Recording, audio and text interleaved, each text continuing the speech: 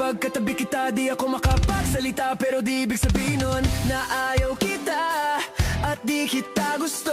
Sadyang kumakabalang ang damdamin ko. Gusto ko man sabihin sa'yo, pero ang lakas ng hiya